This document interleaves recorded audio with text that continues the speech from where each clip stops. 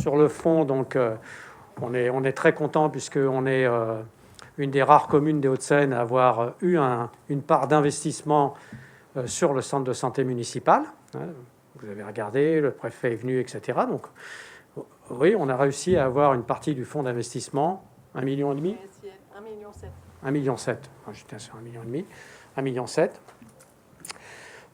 Voilà, donc, et puis la troisième, c'était... l'étalement. Alors l'étalement, ben, on y a procédé.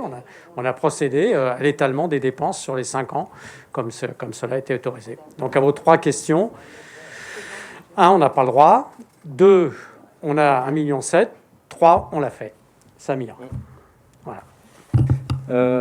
Je vais tâcher de répondre à toutes les questions. Madame Bedin, d'abord, moi, enfin, collectivement, je pense qu'on peut trouver indécent votre intervention dans le sens où vous ne rendez vraiment pas service à Nanterre, ni à ses habitants, ni à son histoire, ni à ses valeurs. Je l'ai répété un certain nombre de fois, mais j'ai l'impression que vous refusez de comprendre que toutes les villes ne partent pas du même port. Voilà. Les besoins en conséquent de services publics ne sont pas les mêmes d'une ville à une autre. Sur ce point, on est d'accord, et je m'en félicite.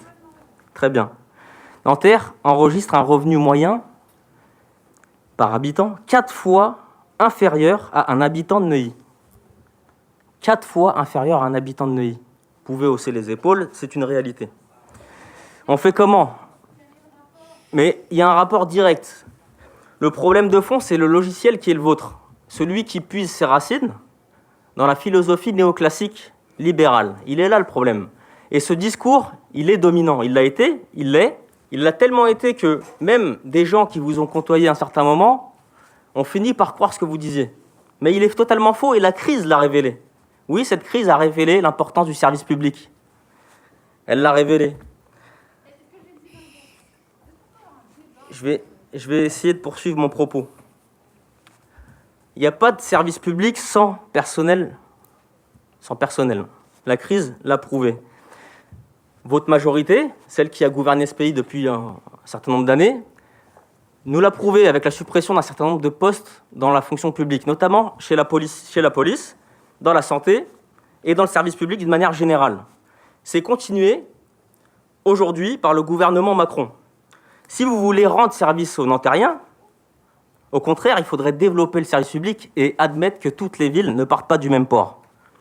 Rendre service aux Nantériens, c'est défendre les moyens que nous confisque l'État. Le FCCT, avec 508 € qu'on retire à chaque habitant. La péréquation, avec 180 € qu'on retire à chaque habitant. La DGF, par rapport à 2012, 198 € par habitant. En tout, c'est 1065 € qu'on retire à chaque habitant. Elle est là, la réalité.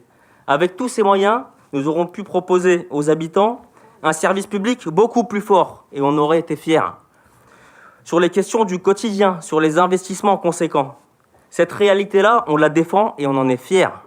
Avec ces attaques complètement infondées, vous ne rendez pas service aux Nantériens, je le répète. Au contraire, vous portez un message en contradiction avec la réalité.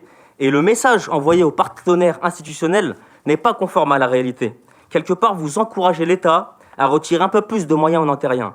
Et nous, comme vous le dites, parce qu'il y a vous et il y a nous continuerons de combattre ces injustices avec l'objectif de permettre aux personnes les plus modestes de se sentir un peu moins modestes.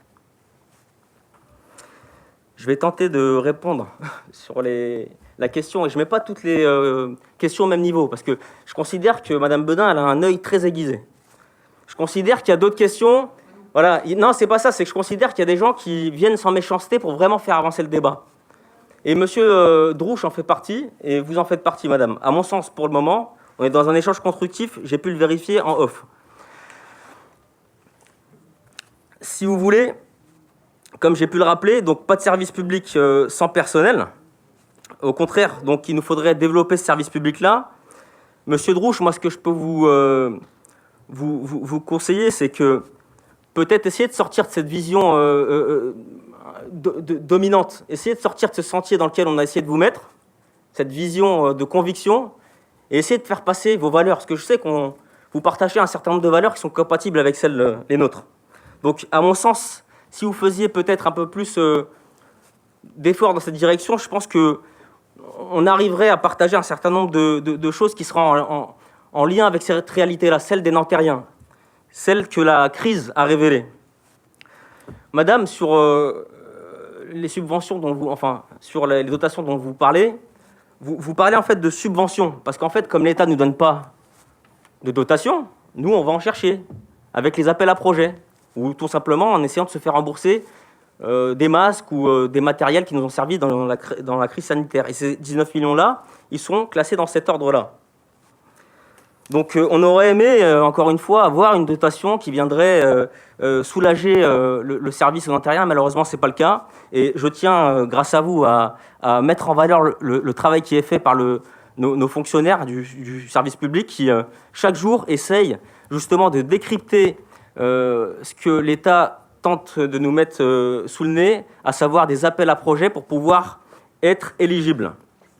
En même temps, tout cela ne nous empêche pas de stabiliser la masse salariale, et je pense qu'on peut le souligner. On est depuis plusieurs années dans une stabilité marquée de la masse salariale. Voilà, je vous remercie. Je voudrais répondre à Madame Camille Bodin, puisqu'elle m'a interpellée au sujet des GROU. Alors, pour ne pas du tout alourdir cette commission, je voulais simplement lui proposer de discuter avec elle sur ce projet, si vous en êtes d'accord. On est d'accord, voilà, c'est tout. OK. Donc, on va passer au vote.